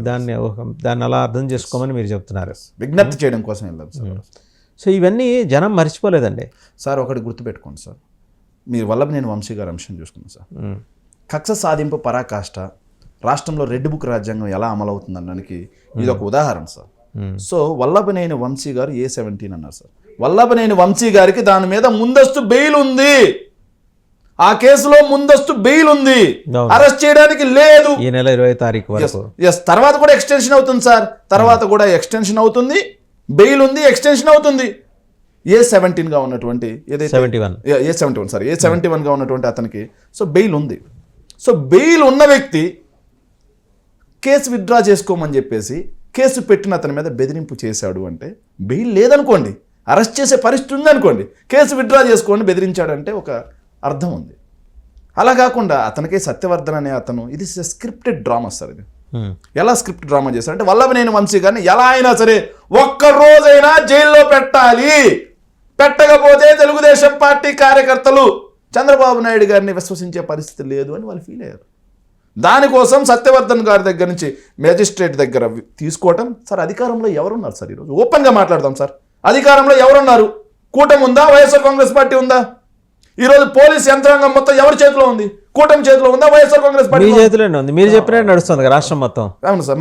ఎక్సెప్ట్ నేను ఒక విషయం చెప్పమంటారండి, అతిశయోక్తి అనుకోవద్దు, ఎక్సెప్ట్ సీఎం చైర్ మిగిలినంతా మీ దగ్గరే ఉంది. లా అండ్ ఆర్డర్ మీరే నడుపుతున్నారు, మీకు సంబంధించిన పనులే అవుతున్నాయి. జనం అబ్జర్వేషన్ కూడా ఇదే. టీడీపీ ఆరోపణ చేసిందో జనసేన ఆరోపణ చేసిందో, ఆయన నెత్తినోరు కొట్టుకుని ఎందుకు చెప్తున్నారు? లా అండ్ ఆర్డర్ విషయంలో డిప్యూటీ సీఎం గారు లా అండ్ ఆర్డర్ పోతుంది, లా అండ్ ఆర్డర్ పోతుంది 3 సార్లు ప్రస్తావన చేశారు సార్. ఇంకా మీ చేతుల్లో ఉందని ఆయన చెప్పాలి. లా అండ్ ఆర్డర్ తర్వాత విషయం సార్. ముందు ఆయన శాఖను వెలకబెట్టమని చెప్పి 14,140 ఫైళ్లు పెండింగ్ ఉన్నాయంట. రాష్ట్రంలో అన్ని డిపార్ట్మెంట్స్ కంటే కూడా ఆయన డిపార్ట్మెంట్లోనే అత్యధికంగా పెండింగ్లో ఉన్న ఫైల్స్ ఉన్నాయంట సార్. రాష్ట్రంలో అన్ని డిపార్ట్మెంట్స్ కంటే కూడా అత్యల్పంగా క్లియర్ చేసినటువంటి ఫైల్ డిపార్ట్మెంట్ కూడా ఆయనదే అంట సార్. అది పెద్ద డిపార్ట్మెంట్, అది పెద్ద మంత్రిత్వ శాఖ, ఉంటాయి ప్రపోర్షనేట్గా ఉంటాయి. 14,140 అంట సార్. కేవలం పట్టణాభివృద్ధి, గ్రామీణ పంచాయతీరాజ్ గ్రామీణ అభివృద్ధి శాఖలో చాలా పెద్ద శాఖలు, ఆయన 5 శాఖలు హోల్డ్ చేస్తున్నారు. ఆ శాఖల గురించి మాట్లాడారు సార్. ఓన్లీ పంచాయతీరాజ్ అండ్ గ్రామీణాభివృద్ధి గురించి మాట్లాడుతున్నారు. మిగతా శాఖలు మీరు అది అడుగుతున్నారు. 400 పంచాయతీకి సొంత నిధులు ఇచ్చిన పవన్ కళ్యాణ్ గురించి మీరు ఎందుకు మాట్లాడరు? ఎక్కడ ఇచ్చారు సార్? ఏ ఊర్లకు ఇచ్చారు సార్? 400 పంచాయతీలు ఇచ్చారా? మీడియాలో ఇచ్చారా? లేదు, 400 పంచాయతీలకు సొంత డబ్బులు ఇచ్చారు. ఎక్కడ ఇచ్చారు సార్? ఆ డబ్బుతో ఆ గ్రామాల్లో ఏం చేశారు? ఊకోండి సార్, సరిపోతారు. పవన్ ఊకోండి సార్, ఎవరికి చెప్తారు? చిన్న పిల్లలకి చెప్పండి సార్. పోయి ఆ జనసేన పిల్లలు ఉంటారు కదా, 400 పంచాయతీల ఈయన నుంచి ఈ ఫండ్స్ అందుకున్న 400 పంచాయతీల లిస్ట్ నెక్స్ట్ టైం నేను ఖచ్చితంగా చూపించండి, అప్రిషియేట్ చేస్తాం సార్. పవన్ కళ్యాణ్ గారి మాటలు ఎలా నమ్మాలి సార్? వాస్తవాలు చూసుకోండి సార్, వాస్తవాలు సార్. దామోదరం సంజీవయ్య స్మారక భవనం కర్నూలు ఏమైంది సార్? ఏమైంది? చేస్తారండి. ఎప్పుడు చేస్తారు ఆయన. 10,000 మంది కూర్చొని ఒకేసారిగా చదవగలిగే గ్రంథాలయం రాజంపేట ఏమైంది సార్? మన నది మన నుడి ఏమైంది సార్? ఏమైపోయాయి? పవన్ కళ్యాణ్ గారి మాటలు నీటి మీద రాతలు రెండు ఒకటే సార్. దాన్ని ఆలోచన చేసుకోవాలి. దాని గురించి మనకు అనవసరం. పవన్ కళ్యాణ్ గారి గురించి కొంత ఏదో మొత్తానికి ఏంటంటే మీరైతే ఒకసారి రివ్యూ చేసుకోవాలి. మీ పార్టీ లైన్ మార్చుకుంది, ఆయన జోలికి పెద్దగా పోటలా మీరు. పవన్ కళ్యాణ్ గారి జోలికి పోకపోవడం. పవన్ కళ్యాణ్ గారి సార్ పవన్ కళ్యాణ్ జోలికి అంటే పవన్ కళ్యాణ్ గారితో కొట్లాటకి వెళ్ళాలి మేము బాక్సింగ్. పాపం సార్ ఆయనకు ఆల్రెడీ కరాటే మార్షల్ ఆర్ట్స్ అన్నీ వచ్చు సార్. నాకైతే రావు సార్, భయం. నేను కొట్లాటకి వెళ్ళాను సార్. మేము కొట్లాటకి వెళ్ళాలి. పవన్ కళ్యాణ్ గారు తోలు తీసేస్తారు. మళ్ళీ నాకు అసలు ఉండేది ఒకే తోలు సార్. తాట కూడా తీసేస్తారు సార్. అవన్నీ కష్టంగా తోలు తాట లేకుండా బయట తిరగలేం కదా సార్ నేను. సార్ అవన్నీ మీరు మాస్ ర్యాగింగ్ చేస్తున్నారు సార్. నేనేం ర్యాగింగ్ చేస్తున్నాను సార్? తోలు తాట లేకుండా నేను ఎక్కడ బయట తిరగమంటాను సార్? పవన్ కళ్యాణ్ గారు జోలికి కొట్లాటకి వెళ్తే తోలు తాట తీసేస్తారు సార్. మోకాళ్ళ మీద కూర్చోబెట్టేస్తాడు. ఇవన్నీ నేను ఆడబడేది. సో నేను కేవలం ఒక రాజకీయ పార్టీ అధికార ప్రతినిధిగా ప్రత్యర్థిగా పవన్ కళ్యాణ్ గారు చేస్తానన్నది ఏంటి, జరుగుతున్నది ఏంటి? పవన్ కళ్యాణ్ గారు యువతకు ఉద్యోగాలు తీసుకొస్తాను అని చెప్పారు. 9 నెలలు అయింది, ఒక్క ఉద్యోగం లేదు. మొదటి సంతకంగా డిఎస్సి పెట్టారు, డిసెంబర్కి పూర్తి చేస్తా అన్నారు. ఈ రోజుకి నోటిఫికేషన్కి దిక్కు లేదు, నిరుద్యోగులు వెయిట్ చేస్తూ ఉన్నారు.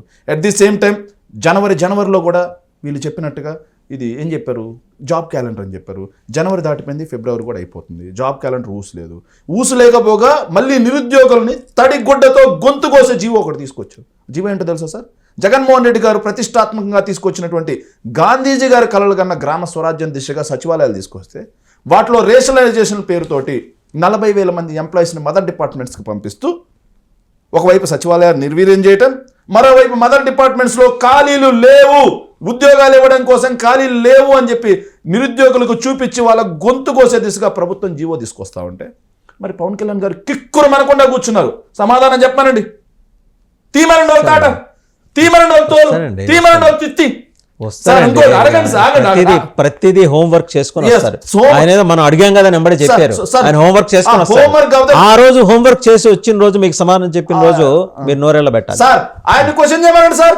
నేను రేపు అసెంబ్లీ సెషన్ లో మాట్లాడతాడు ఆయన. మీకు అసెంబ్లీ సెషన్ వస్తుందంటే మీకన్నా ఎక్కువ సంబరపడేది తెలుగుదేశం, సంబరపడేది ఏంటంటే జనసేన వాళ్ళే.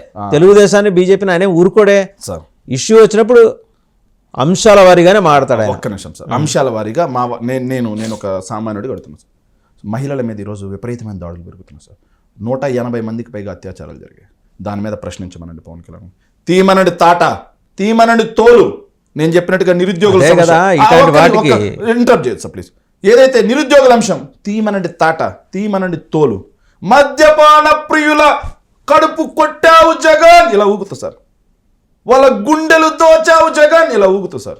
ఈరోజు చంద్రబాబు నాయుడు గారు మద్యపాన ప్రియుల గుండెలు దోచే విధంగా, కడుపులు కొట్టే విధంగా మద్యం రేట్లు పెంచుతా ఉన్నాడు సార్. దాని గురించి క్వాలిటీ లిక్కర్ ఇస్తున్నాడు. క్వాలిటీ లిక్కర్ ఇస్తున్నాడు. లిక్కరే దరిద్రం సార్. మీలాగా అడల్టరేటెడ్ లిక్కర్ అడల్టరేటెడ్ లిక్కర్ అయింది అన్నారు కదా. గవర్నమెంట్లోకి వచ్చే రోజులైంది 8 నెలలు 9 నెలలు సార్. 9 నెలల్లో అడల్టరేటెడ్ లిక్కర్ వాళ్ళు వచ్చిన టైంకి కూడా మేము ఇచ్చిన లిక్కరే కదా ఉన్నది. మేము ఇచ్చిన లెక్కర్ డిపోలు అన్నింటిలో ఉన్నది కదా. ఆ లెక్కర్ని తీసుకొచ్చి టెస్ట్ చేయించి మా మీద కేసులు పెట్టి అడల్టరేటర్ లెక్కర్ ఇచ్చారని చెప్పి కేసులు పెట్టమనండి. ఎందుకు సార్ ఊరికే? అదే డిస్టిలరీలు అయ్యా సార్ మొత్తం అక్కడే. కానీ అడల్టరేటర్ లిక్విడ్ ఎట్లొస్తుంది సార్? అడల్టరేటర్ లిక్విడ్ ఊరికే పోసుకోలు కబుర్లు ఇవన్నీ ఎందుకు సార్? ఇంకొక మాట కూడా చెప్తున్నాను సార్. ఈయన పవన్ కళ్యాణ్ గారు ఇంకో మాట ఇంతకుముందు అన్నాడు సార్. ఆయన మాట్లాడిన మాటలు చాలా ఉన్నాయి. ఇసుక ఇట్లా వెళ్ళేసి సెల్ఫీలు అట్టు దిగాడు సార్ పవన్ కళ్యాణ్ గారు. 45 లక్షల టన్నుల ఇసుక దోచేశారు. వాళ్ళ తాట తీయలేదు, వాళ్ళ తోలు తీయలేదు. మేము పెట్టినటువంటి స్టాక్ యార్డ్లో పెట్టినట్టు ఈరోజు ఉచిత ఇసుక అన్నారు సార్. ఆంధ్రజ్యోతి పేపర్లో కథనం, టన్నుకు 500 ఎక్కువ బ్లాక్లో అమ్ముతున్నారు సార్. ఇసుక దొరికే పరిస్థితి లేదు. ఉచిత ఇసుక అనేది కేవలం ప్రకటనలకు పరిమితమైంది తప్పిస్తే ఎక్కడ కూడా ఇసుక అనేది లేదు. ఇసుక ఉచితంగానే ఇస్తున్నారు. ట్రాక్టర్ ఛార్జెస్ ఏమన్నా ఒక 500-1000 తేడా వస్తుంది. ఎవరు చెప్తున్నారు సార్? ఇసుక అయితే ఫ్రీగానే ఇస్తుంది. ఒక్కసారి విశాఖపట్నం వస్తారా సార్? ట్రాక్టర్ నేను చెబుతున్నా కదా, ట్రాక్టర్ టిప్పర్ ఛార్జెస్ వేస్తున్నారేమో కానీ 500, 1000, 2000 తీసుకుంటున్నారేమో కానీ ఇసుక ఫ్రీగానే ఇస్తున్నారు. అవును సార్, ఇసుక చాలా ఫ్రీగా వస్తుంది సార్. నేను అంటే పాయింట్ మీరు క్యాచ్ చేయండి. అవునవును, చాలా ఫ్రీగా వస్తుంది సార్. చాలా ఫ్రీగా దొరుకుతుంది. ఇసుక ఫ్రీగానే ఇస్తున్నారు. ఎవరైతే ఇసుక వినియోగదారులు ఉన్నారో చూడండి సార్, వాళ్ళ దగ్గరికి వెళ్ళి ఇసుక ఫ్రీగా వస్తుందని చెప్తే వాళ్ళ చేతిలో ఉన్న ఇసుకే మొహాన్ని కొట్టే పరిస్థితి ఉంది సార్ ఈరోజు. ఎవరైతే బిల్డర్లు ఉన్నారో వాళ్ళ నీళ్ళు అడిగితే ఇసుక ఫ్రీగా వస్తుందా లేదా చెప్తున్నారు సార్. ఎవరైతే సొంత ఇల్లు కట్టుకుంటున్నారో వాళ్ళ దగ్గరికి వెళ్ళి ఇసుక ఫ్రీగా వస్తుందా లేదా అంటే వాళ్ళు తిట్టే బూతులు వింటే అప్పుడు తెలుస్తుంది సార్. ఇక రైతుల గురించి మాట్లాడారు సార్ పాపం ఎలక్షన్స్కి ముందు పవన్ కళ్యాణ్ గారు. ఈరోజు సార్ మిర్చి రైతులు 20,000 రూపాయలు ఉన్నటువంటి టన్ను ఈరోజు 3,000, 4,000 రూపాయలు పడిపోయింది సార్. రైతులు ఆత్మహత్య చేసుకునే పరిస్థితి. బండ బూతులు తిడుతున్నారు సార్ మిర్చి యార్డ్లో. వెళ్ళేసి దాని మీద మాట్లాడమన్నాడు సార్ పవన్ కళ్యాణ్ గారు. వెళ్ళి మాట్లాడమన్నాడు సార్. హామీలు సార్, ఇది మెయిన్ సార్. అమ్మఒడికి నేను భరోసా. పవన్ కళ్యాణ్ గారు శ్రీకాకుళంలో మాట్లాడారు సార్. అమ్మఒడి ఎంతమంది ఉంటే ఎంతమందికి, రైతు భరోసా 20,000, ఆడబిడ్డ నిధి కింద 1,800 రూపాయలు, అదేవిధంగా నిరుద్యోగ భృతి, ఇవన్నీ మాట్లాడారు సార్. ఏమయ్యాయి సార్ ఆ హామీలు? ఉచిత బస్సు అన్నాడు, ఏమైంది సార్ హామీలు? 9 నెలలు అయిపోయింది, ఏడాది. ఈ బడ్జెట్ ఎట్టా కేటాయించాలి? ఎమ్మెల్సీ ఎన్నికలు అవుతాయి కదా, ఎలాగో జగనన్న రోడ్డు మీదకి వస్తారు కదా గ్యారంటీగా, అడగమనండి ఆయన్ని. ఖచ్చితంగా అడుగుతాం సార్. రోడ్డు మీదకి రావడంతో పాటు అసెంబ్లీలోకి కూడా రండి సార్. ఖచ్చితంగా అసెంబ్లీలో కూడా సార్. మేము అసెంబ్లీకి రావడానికి మాకేంటి సార్ భయం? ఈ ప్రభుత్వాన్ని కడగడానికి మాకేంటి సార్ భయం? మరి రండి సార్. కాకపోతే మా హక్కులు నెరవేర్చలేనప్పుడు హక్కులు కాపాడాల్సినటువంటి సభలోనే కొన్నింటి కోసం కొన్ని వదులుకోండి. మీరు హక్కులని ఎందుకు మీరు ఫీల్ అవుతున్నారు? హక్కులతో పాటు మీకు బాధ్యత ఉంది. మీ జనం మిమ్మల్ని ఎన్నుకున్నారు. మీకు విషయం తెలుసా? మొన్ననే జనసేన అఫీషియల్ స్పోక్స్ పర్సన్ రాయపట్టారని గారు మాట అన్నారు. 5 ఎమ్మెల్యేలు జస్ట్ పవన్ కళ్యాణ్ గారికి గ్రీన్ సిగ్నల్ ఇస్తే ఇట్లా జంప్ అవటానికి, అందులో 3 రెడ్లు ఉన్నారంట. ఏమన్నాడు సార్? గ్రీన్ సిగ్నల్ ఎవరు వద్దన్నారు? ఏమనండి, ఎవరు వద్దన్నారు సార్? కొత్తగా ఎన్నికైన వాళ్ళకు ముచ్చట ఉంటది కదా, అసెంబ్లీలోకి వెళ్ళి చూసి అధ్యక్ష అని అడగాలని ఉంటుంది కదా. మీరు మీ భాషలో చెప్పండి. ఇవ్వమనండి sir green signal. Pawan Kalyan గారికి మాకు కాదు గ్రీన్ సిగ్నల్ ఇవ్వాల్సింది. ప్రజలకు ఇచ్చిన హామీలు నెరవేర్చడానికి గ్రీన్ సిగ్నల్ ఇవ్వమనండి, పచ్చ జెండా ఇవ్వమనండి. అక్కడ మాత్రం రెడ్ సిగ్నల్, ఎర్ర జెండా ఒకటి ఖచ్చితం అండి, ఖాయం అండి. ఏంటి, రేపు అసెంబ్లీకి మీరు వెళ్ళకూడదని నిర్ణయించుకుంటే 5 ఎమ్మెల్యేలు రాజీనామా చేయబోతున్నారు. ఇది పక్కా. వాళ్ళకున్న ఇన్ఫర్మేషన్ ఆవిడ షేర్ చేసింది, మీరు క్రాస్ చెక్ చేసుకోండి ఎవరు వాళ్ళు. సార్ నేను ఒకటి చెప్తున్నాను సార్. ఒక్కరిగా జగన్మోహన్ రెడ్డి గారు, ఒక్కరిగా విజయమ్మ గారు స్టార్ట్ అయిన పార్టీ. 17 మంది ఎమ్మెల్యేలు గెలిచాం, 67 మంది ఎమ్మెల్యేలు గెలిచాం. తర్వాత ఏమైంది? 23 మంది ఎమ్మెల్యేలను సంతలో పశువులు అన్నట్టుకున్నారు. వైఎస్ఆర్ కాంగ్రెస్ పార్టీ అయిపోయింది అన్నారు. వైఎస్ఆర్ కాంగ్రెస్ పార్టీ భూస్థాపితం అన్నారు. జగన్మోహన్ రెడ్డి గారు జైలుకే అన్నారు. ఏమైంది? 2019 ఎన్నికల్లో గోడ కొట్టిన బంతిలో తిరిగి వస్తే 151 దగ్గర నిలబడ్డాం. మళ్ళీ ఇప్పుడు పోయేవాళ్ళు పోనీ, రానేవాళ్ళు రాని. జగన్మోహన్ రెడ్డి గారి మాట ఇది. ఎవరైతే మనతో ఉంటారో వాళ్ళే మన వాళ్ళు. సార్ మీరు గమనించారో లేదో, జగన్మోహన్ రెడ్డి గారి చరిస్మ ఎలా ఉండబోతుందని అంటే నేను ఒక మాట చెప్తాను. లీడర్ సినిమా చూసారా సార్?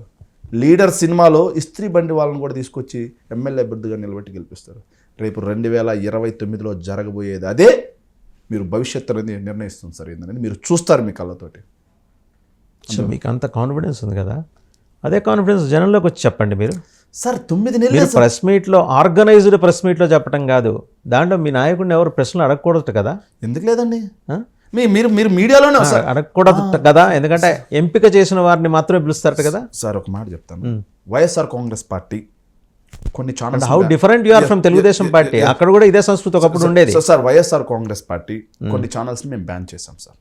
ఏం ఛానల్స్ని బ్యాన్ చేసాం? ఆంధ్రజ్యోతి, ఈనాడు, ఈ విధంగా TV5 వీళ్ళని మేము బ్యాన్ చేసాం. మా పార్టీ కార్యక్రమాలకు మీరు రావద్దు అని చెప్పి మేము బ్యాన్ చేసాం.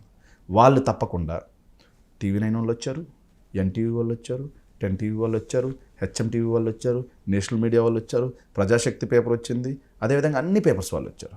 వాళ్ళు చాలా ప్రశ్నలు అడిగారు. ముందర ఆ బ్యారియర్స్ చెరిపేసుకోండి శేఖర్ రెడ్డి గారు. అందరినీ పిలవండి, మీతో మాట్లాడాలనుకుంటున్న వాళ్ళందరినీ పిలవండి, మాట్లాడండి సార్.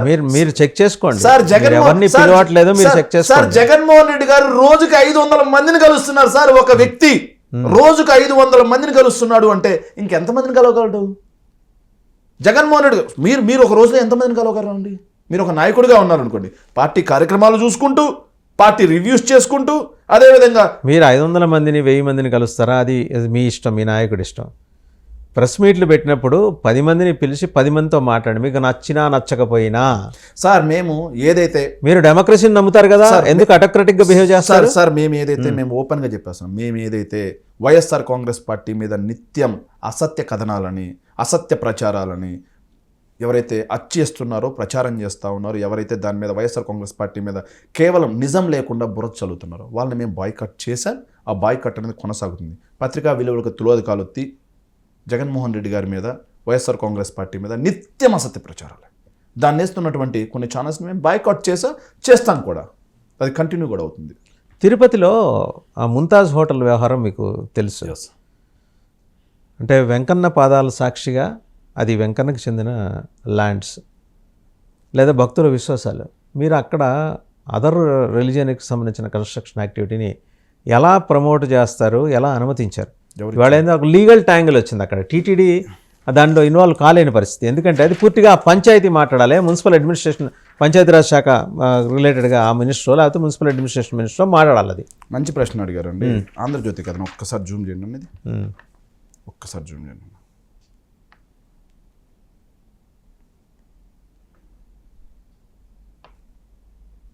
చేశారన్నా? ఒబరాయికి తొలగిన అడ్డంకులు బాగా చూడండి సార్. ఇప్పుడు వెళ్దాం సార్. సార్, ఏదైతే వైఎస్ఆర్ కాంగ్రెస్ పార్టీ అధికారంలో ఉండగా ఒబరాయికి సంబంధించిన హోటల్స్కి సంబంధించి ల్యాండ్స్ కేటాయించిన మాట వాస్తవం. దాన్ని ఎక్కడ కూడా మేము కాదనట్లేదు. ల్యాండ్స్ కేటాయించిన తర్వాత ముంతాజ్ గోబ్యాక్, ఆంధ్రజ్యోతి కథనం, అలిపిరి వద్ద స్పా సెంటర్లు, బార్లు, రెస్టారెంట్లు. ఎవరండి? TV5. ఓకేనా సార్? 7 star hotel. అక్కడ వాస్తవంగా చెప్పాలంటే ఆ భూమిని టూరిజం డిపార్ట్మెంట్కి కేటాయించింది ఎవరు? చంద్రబాబు నాయుడు గారు. 2019కి ముందు టూరిజం డిపార్ట్మెంట్కి ఆ భూమిని కేటాయించారు. టూరిజం డిపార్ట్మెంట్ ఏం చేస్తుంది? రెస్టారెంట్స్ అన్నిటికీ ఇవ్వటం అనేది టూరిజం డిపార్ట్మెంట్కి సంబంధించినటువంటి ఇది. అక్కడ మేము Tirupati is a holy place that you cannot. 1 minute sir. ఈ ఆంధ్రజ్యోతి కథనం ఒక్కసారి చూడండి సార్. తిరుపతిలో ఒబరాయ్ 7 స్టార్ లగ్జరీ విల్లాస్తో కూడిన రిసార్ట్ నిర్మాణానికి అడ్డంకులు తొలగాయి. రాయలసీమలోనే తొలి 7 స్టార్ లగ్జరీ హోటల్ నిర్మాణానికి 3 ఏళ్లుగా ఉన్న అవరాధాలు సీఎం చంద్రబాబు చొరవతో తొలగిపోయాయి. పర్మిషన్స్ ఇచ్చింది ఎవరండి? ల్యాండ్ అలాకేషన్స్ మాత్రమే చేశాం. అక్కడ భక్తుల విశ్వాసాలు ఇబ్బంది జరుగుతున్నాయి, భక్తులు నష్టం వచ్చేటట్టుంది, భక్తులందరూ కూడా దాని మీద ఏదైతే సంస్కృతి పాడవుతుందని చెప్పేసి భక్తులు ఇబ్బంది పెడుతున్నారని పర్మిషన్స్ ఇవ్వకుండా ఆపేశాం. పర్మిషన్స్ ఇవ్వకుండా ఆపింది ఎవరు? మేము. ప్రజల మనోభావాలు దెబ్బతింటున్నాయి, భక్తుల మనోభావాలు దెబ్బతింటున్నాయని ఆపింది మేము. ఇంకోటి సరేనండి, ఇక్కడ రాసిన మాట సార్. దీన్ని వ్యతిరేకిస్తూ, నిర్మాణాన్ని వ్యతిరేకిస్తూ బీజేపీ సహా హిందూ సంఘాలు ఆందోళన చేస్తున్నాయి. అందుకని చెప్పి మేము అప్పుడు ఆపేసాం. సో తిరుమల కొండల పాదాల చెంత ఇటువంటి హోటల్ ఏర్పాటు వల్ల సంస్కృతి పాడవుతుందని వీటి వాదన. ఏంటి సార్? సంస్కృతి పాడవదంట సార్, వాదన అంట సార్. ఎవరు? ఆంధ్రజ్యోతి గారు రాశారు సార్. సో ఇందులో మాంసాహారం, మద్యపానం, స్పా, మసాజ్ సెంటర్ ఉంటాయని ఈ సంస్థలు అభ్యంతరం వ్యక్తం చేశాయి. ఇది హిందూయేతర మతానికి చెందిన ముస్లిం సంస్థగా భావించి సోషల్ మీడియాలో పోస్టులు వైరల్ అయ్యాయి. మరి ఏం రాసింది అని సార్? ఏం రాసింది అని సార్ ఆ రోజు? సో హిందూయేతర సంస్థగా భావించి వైరల్ అయ్యాడు సార్. దీనిపై కూటమి ప్రభుత్వం దృష్టి సారించింది. సీఎం చంద్రబాబుకి అధికారులు నివేదిక పంపించారు. మరోవైపు ఒబరాయ్ సంస్థ ముంతాజ్ అన్న పేరుతో ఉన్న బోర్డును తొలగించి ట్రైడెంట్ గ్రూప్ అన్న పేరుతో బోర్డు ఏర్పాటు చేసింది. దీంతో నిర్మాణానికి అన్ని అనుమతులు ఇచ్చినట్టు సమాచారం అంట సార్. సార్, చంద్రబాబు నాయుడు గారు మేమైతే ఏదైతే భక్తుల మనోభావాలు దెబ్బ, మరి టీటీడీ చైర్మన్ కొండ మీద కూర్చొని కన్నెర చేయటం, ఆగ్రహించడం ఇవన్నీ చేశారు కదా. మరి ఇదేంటి సార్? ఆంధ్రజ్యోతి కథనం కదా ఇది. మరి ఇదేంటి సార్? మేము భక్తుల మనోభావాలు దెబ్బతింటున్నాయని చెప్పేసి మేము పర్మిషన్స్ ఇవ్వకుండా ఆపేసాం. పర్మిషన్స్ ఇవ్వకుండా ఆపేసిన తర్వాత చంద్రబాబు నాయుడు గారు ముంతాజ్ అనే పేరుని కాస్త ట్రైడెంట్ అనే పేరుతో మార్చిన తర్వాత వెంటనే అన్నీ ఇచ్చేసారండి సార్. సో నువ్వు ముంతాజ్ అనే పేరు ఉంటే నువ్వు ఆపుతావా? ట్రైడెంట్ అనే పేరు పెడితే వ్యభిచారం చేయొచ్చా? ట్రైడెంట్ అనే పేరు పెడితే స్పా సెంటర్లు నడిపించచ్చా? ట్రైడెంట్ అనే పేరు పెడితే నువ్వు స్విమ్మింగ్ పూల్స్ ఏదైతే పాశ్చాత్య సంస్కృతి తీసుకొచ్చి అక్కడ పెట్టొచ్చా? సో భక్తుల మనోభావాలు దెబ్బతింటున్నాయని మేము పర్మిషన్స్ ఇవ్వకుండా ఆపాం. వాటికి పర్మిషన్స్ ఇచ్చింది ఎవరు? మేము చెప్పే మాట కాదు కదా. Andhra Jyothi Radhakrishna, Telugu Desam party gazette paper. నాకు అడుగుతానండి, నేను అడుగుతాను, తెలుగుదేశం పార్టీ అందులో ఏమైనా పెట్టుబడులు పెట్టిందా? మీరు ఎందుకు అట్ట మాడతారు? ఏంది? ఆంధ్రజ్యోతిలో ఏమైనా పెట్టుబడులు పెట్టిందా తెలుగుదేశం పార్టీ? సార్, రాజగురువు ఏదైతే ఈనాడు రామోజీరావు గారి తర్వాత తెలుగుదేశం పార్టీకి రాజగురువు అని మీరు అనుకుంటున్నారు. అయ్యో, మరి అదే పేపర్లో తెలుగుదేశం పార్టీకి చెందిన 40 మంది ఎమ్మెల్యేల గురించి రోజుకు ఒక కథనం రాశారు వాళ్ళు. సార్ రాస్తారు సార్, బ్లాక్ మెయిలింగ్ రాజకీయాలు రాస్తారు సార్, ఖచ్చితంగా రాస్తారు. దాంట్లో మనకేం సంబంధం లేదు కానండి. ఇక ఇది మాత్రం అబద్ధం కాదంటారా? ఈరోజు దీని గురించి కూడా అడగా సార్. సార్ అంతా ఈరోజు స్వామీజీలు అందరూ కూడా అలిపిరి పాదాల చెంత ఈ హోటల్ వద్దు అని అమర నిరాదీక్షకు ఒక ఆయన కూర్చున్నారు, శ్రీనివాసానంద శ్రీకాకుళం.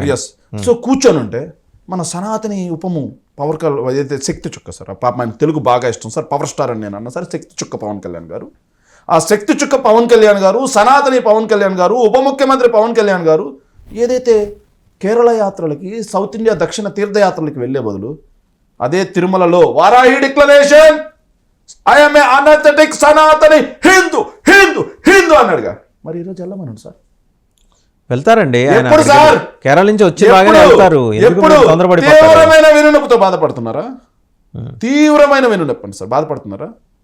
ఆయన తీవ్రమైన వెన్నునొప్పితో బాధపడుతున్నా సరే అక్కడ చేసిన కవాత్ ఏదో తిరుపతిలో చేయమనండి. ఆయన మొక్కులు చెల్లించుకోవడానికి వెళ్ళారండి. అయ్యో సార్, ముందు మొక్కులుగా చెల్లించాల్సింది. తిరుపతి వెంకటేశ్వర స్వామి మీద లేని లడ్డూ కల్తీ మీద చేశారు కదా, ఇప్పుడు వెళ్ళి తిరుపతి వెంకటేశ్వర స్వామికి పుర్లు వస్తారు తిరుమల వెంకటేశ్వర స్వామికి డెఫినెట్ గా ఆయన వస్తారు. వెంకటేశ్వర స్వామి అడ్రస్ దట్ ఇష్యూ అండి. సార్ మెట్లు ఉన్నాయి కదా సార్, తిరుమల వెంకటేశ్వర స్వామి మెట్లు. పాప ఆయనకు తెలిసినట్లు సార్, కింద నుంచి పైకి గడుతున్నాం సార్. ఎప్పుడు కింద నుంచి పైకి గడకూడదు సార్, పైనుంచి కిందకి గడగాలి. మీరు ఏమైనా ఉంటే చెప్పండి. పైనుంచి తిరుమల వెంకటేశ్వర స్వామి అలిపిరి మెట్లు ఉన్నాయి కదా, పైనుంచి కిందకు కూడా కడిగించమని చెప్పండి. ఆయన చేసిన పాపానికి ప్రాయశ్చిత్తంగా. లేకపోతే ఆల్రెడీ మెగా కాంపౌండ్, మెగా ప్రతిష్ట ఎలా దిగజారిపోతుందో, ఎలా మసకబారిపోతుందో చూసాం.